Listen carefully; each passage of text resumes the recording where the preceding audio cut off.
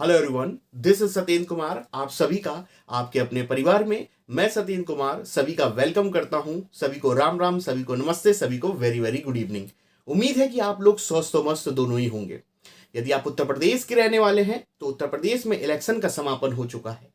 नव गठित सरकार बन चुकी है और जब भी प्रदेश में या राष्ट्र में जब सरकार गठित होती है नई, तो कहीं ना कहीं एक ये उम्मीद भी रहती है कि नव गठित सरकार प्रदेश में रोजगार से संबंधित युवाओं के लिए कुछ बेहतर करने का कार्य अवश्य करेगी। तो इसी क्रम में जैसे हमको जानकारी मिल रही है कि जल्द ही आपको सुपर टेट देखने को मिलेगा, हो सकता है नई शिक्षक भर्ती भी देखने को मिले, और टीजीटी पीजीटी तो आपके सामने आ ही चुका है, और सिपाही भर्ती हो गया, लेखपाल भर्ती हो गया, जितनी भी स्टेट की भर्तियां हैं आपको जल्दी ही देखने को मिलेंगी। तो वेट ना करिए कि कब हमारा नोटिफिकेशन आएगा, अभी से ही लग जाएंगे तो आप अपने लक्ष्य, अपने अंजाम, अपने ध्येय को पूरा करने में सक्षम होंगे।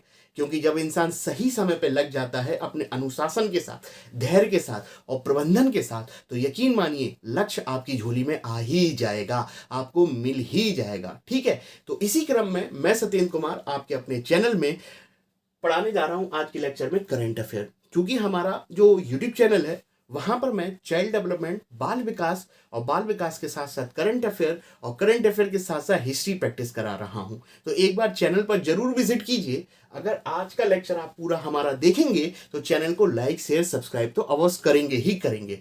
चूंकि लेक्चर को बहुत ज्यादा विस्तारित नहीं किया है, 15 मिनट में समाप्त करने की कोशिश करेंगे और हर पहलुओं को मैं समझाने की कोशिश करूंगा। तो आइए पेन और पेपर लेकर बैठिए और नोट करते हुए चलेंगे। अगर नोट नहीं करेंगे तो आपका जैसे फोन हैंग हो जाता है तो काम नहीं करता, उसी तरह इतने वीडियोस देखते हो तो दिमाग हैंग हो जाएगा। तो प्रॉपर नोट्स बनाते चलो ताकि चीजों को आप भूलोगे नहीं और आपकी लर्निंग अधिगम आपका बेहतर होगा। तो आइए देखिएगा, पहला पॉइंट लिखा हुआ है, सुर्खियों में रहा एशिया का सबसे बड़ा ट्यूलिप गार्डन कहां स्थित है। ठीक है, वो क्वेश्चन बोल रहा है कि एशिया का सबसे बड़ा ट्यूलिप गार्डन कहां स्थित है। 4 ऑप्शन है। पहला है जेके जम्मू कश्मीर, दूसरा है आपका अरुणाचल प्रदेश, तीसरा है यूके यानी कि उत्तराखंड, और डी ऑप्शन बोल रहा है केरल। तो दीजिए इसका कमेंट बॉक्स में सही आंसर। बच्चों, इसका सही आंसर ध्यान रखिएगा, जम्मू कश्मीर। जम्मू कश्मीर सबसे सही इसका आंसर है। ध्यान रखिएगा, अगर आपसे कोई पूछता है कि एशिया का सबसे बड़ा ट्यूलिप गार्डन कहाँ स्थित है, तो ध्यान रखिएगा भारत में जम्मू कश्मीर में डल झील के समीप।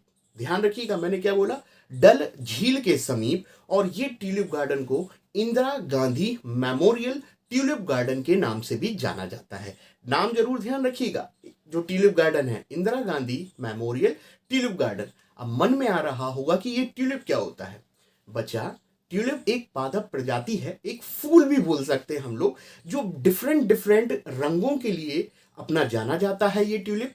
अगर आप भारत में देखेंगे तो सिक्किम, और सिक्किम के साथ साथ जम्मू कश्मीर आपका ट्यूलिप गार्डन के लिए विश्व प्रसिद्ध माना गया है।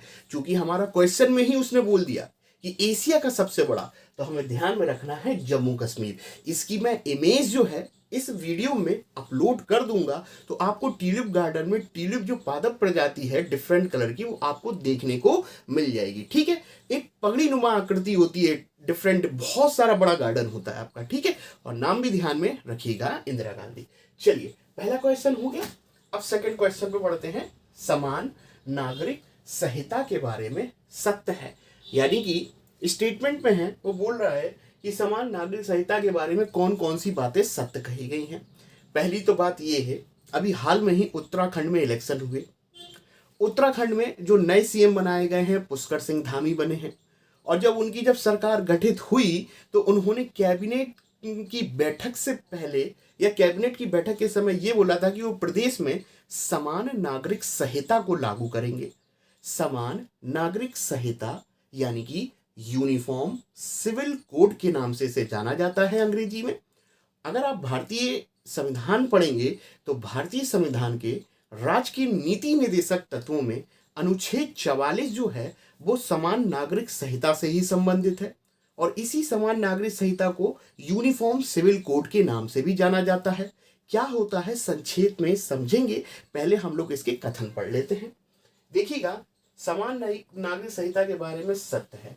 पहला ऑप्शन बोल रहा है अनुच्छेद 44, यानी कि जो अभी मैंने जिक्र किया। बी ऑप्शन देखो, मौजूदा वक्त में गोवा एकमात्र राज्य है जहां यूसीसी लागू है। यूसीसी यानी कि यूनिफॉर्म सिविल कोड, हिंदी में समान नागरिक संहिता, यानी कि अनुच्छेद 44 क्या समान नागरिक संहिता की जानकारी देता है। बिल्कुल बिल्कुल, अभी हमने बोला है कि अनुच्छेद 44 जो है इसी की जानकारी देता है, यूसीसी या समान नागरिक संहिता क्या होती है अभी चर्चा करते हैं। बी ऑप्शन देखिए, मौजूदा वक्त में गोवा एकमात्र राज्य जहां यूसीसी लागू है।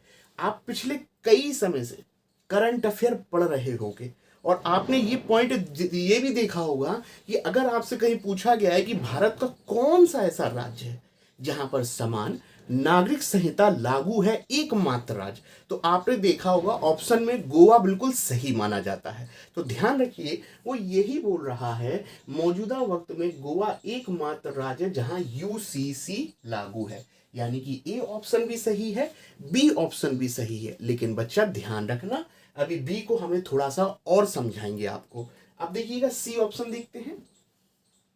हाल ही में यूके कैबिनेट, यूके यानी कि उत्तराखंड कैबिनेट ने यूसीसी के बारे में कानून लाने के प्रस्ताव को मंजूरी दे दी है। ये तो बिल्कुल अभी हमने चर्चा ही करी है, यानी कि सी ऑप्शन भी सही है, ए ऑप्शन भी सही है, बी ऑप्शन भी सही है। अब डी ऑप्शन एक बार देख लेते हैं। यदि यूके में कानून बनाकर यूसीसी लागू होती है, यूनिफॉर्म सिविल कोड, इसे समान नागरिक संहिता कहते हैं, यदि यूके में कानून बनाकर यूसीसी लागू होती है तो ये ऐसा करने वाला भारत का प्रथम राज्य होगा। अब आपको थोड़ी सी दुविधा देखने को मिल रही होगी कि जहां आपका बी ऑप्शन बोल रहा है कि मौजूदा वक्त में, जो वर्तमान में, गोवा ही एकमात्र ऐसा राज्य है जहां यूसीसी लागू है। ये बात बिल्कुल सच है, बिल्कुल सच है। अब डी ऑप्शन देखो, यदि उत्तराखंड में कानून बनाकर यूसीसी लागू होता है तो यह ऐसा करने वाला भारत का प्रथम राज्य होगा। ये बात भी बिल्कुल सही है, यानी कि आपकी ए बी सी डी बिल्कुल सही है। लेकिन दुविधा सिर्फ इतनी सी है, ध्यान रखिएगा कि ये जो गोवा के बारे में बोला जा रहा है कि सबसे पहले यहीं पे लागू की गई समान नागरिक संहिता, यहाँ जानने को ये है कि गोवा जो था पुर्तगालियों के अधीन था। किसके? पुर्तगालियों के अधीन था और 1961 में इसको स्वतंत्रता मिली थी। और जब गोवा आजाद नहीं था तो गोवा में पुर्तगाली समान नागरिक संहिता लागू थी। वहां पर हिंदू, मुस्लिम, ईसाइयों के लिए अलग अलग पर्सनल लॉ पहले से बिल्कुल बिल्कुल नहीं थे। जैसे आप देखते हो ना, हिंदू के गोद लेने के नियम अलग हैं, शादी के नियम अलग हैं, मुस्लिम के अलग हैं, ईसाई के अलग हैं। तो ध्यान रखिएगा, गोवा जब पुर्तगालियों के अधीन था तो पुर्तगालियों के जब वो अधीन था तो पुर्तगालियों ने पुर्तगाली समान नागरिक संहिता पहले से ही लागू कर रखी थी। तो इसलिए हम ये बोल रहे हैं कि उसे हम लोग पुर्तगाली समान नागरिक संहिता थे, ये लेकिन पहले की बात है। ठीक है, तो जब भारत आजाद हुआ तो पुर्तगाल समान नागरिक संहिता को बराबर रूप से लागू कर दिया हम लोगों ने। इसलिए हम लोग कह देते हैं कि गोवा पहला राज्य बना जहां पर समान नागरिक संहिता पहले से ही लागू है। लेकिन अब आप देखोगे कि इन कानूनों में संशोधन के बाद अगर पहली बार कोई इस पर भारत की तौर से कोई अगर कानून बनाकर यूनिफॉर्म सिविल कोड लागू करा रहा है तो ध्यान रखिएगा उत्तराखंड का भी नाम आएगा। यानी कि आपका बी भी सही है, डी भी बिल्कुल सही है। बस मुद्दा इतना सा हो जाता है कि गोवा में पहले से ही लागू थी क्योंकि पुर्तगाली नागरिक समान नागरिक संहिता लागू की गई थी वहां पर। ठीक है, अलग अलग नियम कानून नहीं थे वहां पर, सबके लिए एक समान थे और उन्हीं कानूनों को बाद में लागू कर दिया गया। इसलिए हम लोग बोल देते हैं कि गोवा में पहले से ही समान नागरिक संहिता लागू है। लेकिन वर्तमान की बात करें, जो हम लोग चेंजेस देखने को मिल रहा है, अगर वो पूछा कि वर्तमान में जस्ट अभी हाल जो कोई लागू करने जा रहा है भारत का एकमात्र राज्य, तो ध्यान रखिएगा उत्तराखंड की बात की गई है। ठीक है, उम्मीद है कि आपको ए बी सी डी सभी सही देखने को मिलेंगे। इस पर विस्तार से चर्चा हम लोग और कर देंगे। ठीक है, ध्यान रखते हैं। अब तीसरा पॉइंट देखिएगा, 5 अक्टूबर। देखिएगा, अभी हाल की ही बात है, पर्यावरण मंत्रालय की मैं बात करूंगा। ठीक है, पर्यावरण मंत्रालय ने 5 अक्टूबर को राष्ट्रीय डॉल्फिन दिवस को मनाने की घोषणा की गई है। यानी कि अब हम सभी 5 अक्टूबर को राष्ट्रीय डॉल्फिन दिवस सेलिब्रेट करेंगे। अब देखिएगा 2009, ध्यान रखिएगा 2009 में डॉल्फिन को, क्या बोल रहा हूं, 2009 में डॉल्फिन को राष्ट्रीय जलीय जीव घोषित किया गया था 2009 में। और सबसे पहले बिहार राज्य के ही द्वारा ही हम लोग डॉल्फिन दिवस सेलिब्रेट करते हैं 5 अक्टूबर को।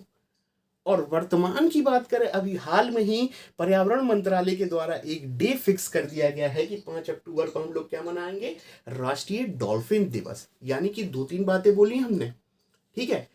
भारत में डॉल्फिन जो है उसको हमने राष्ट्रीय जलीय जीव कब घोषित करा, इसी तारीख को 5 अक्टूबर को। लेकिन कब, 2009 में।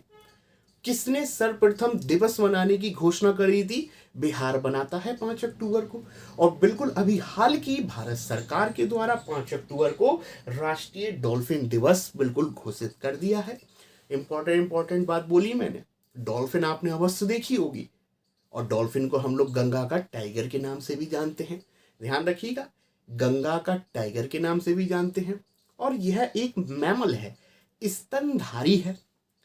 और बिहार का भागलपुर तो आप जरूर ध्यान रखिएगा, क्योंकि बिहार के भागलपुर में एक कहलगांव एक जगह है, वहां पर विक्रमशिला ऑब्जर्वेटरी स्थापित की जा रही है। ऑब्जर्वेटरी का मतलब यह है कि जब नदी में डॉल्फिन घूम रही होगी तो उस नदी के ऊपर एक ब्रिज बना दिया हमने, जिसे ऑब्जर्वेटरी बोल दिया। उस ऑब्जर्वेटरी से हम लोग आसानी से गंगा डॉल्फिन के दर्शन कर सकते हैं। और इतना भी ध्यान रखिएगा, डॉल्फिन, जो भारतीय डॉल्फिन जो की बात कर रहा हूं, वो देख नहीं सकती। और जब वो देख नहीं सकती तो उसकी अल्ट्रासोनिक वेव जो होती है ना, अल्ट्रासोनिक वेव के माध्यम से अपने शिकार को अपना शिकार बनाती है। भोजन पाने के लिए कुछ ना कुछ तो करेगी ना। तो ध्यान रखिएगा, डॉल्फिन देख नहीं सकती आंखों से, इसलिए वो अपना शिकार अल्ट्रासोनिक वेव के माध्यम से करती है। ये महत्वपूर्ण जानकारी दी।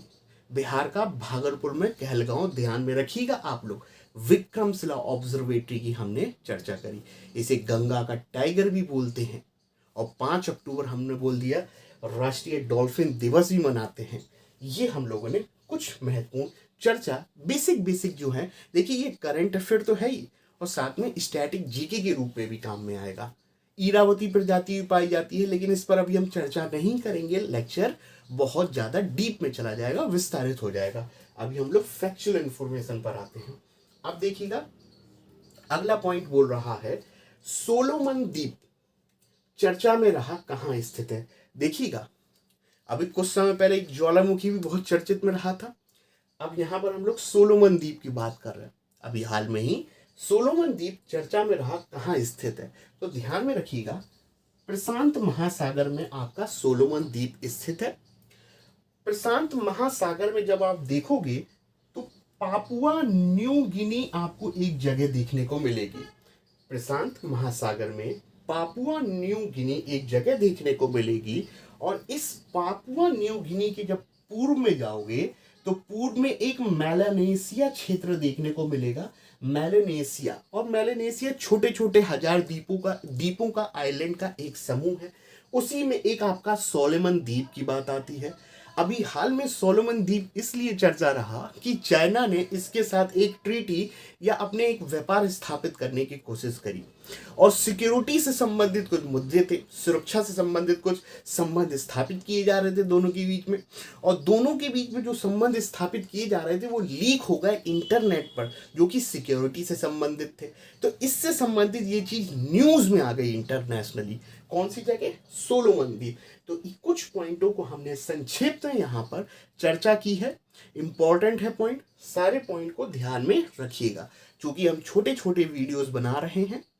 जल्दी ही और भी महत्वपूर्ण करंट अफेयर को आपके साथ चर्चा करेंगे।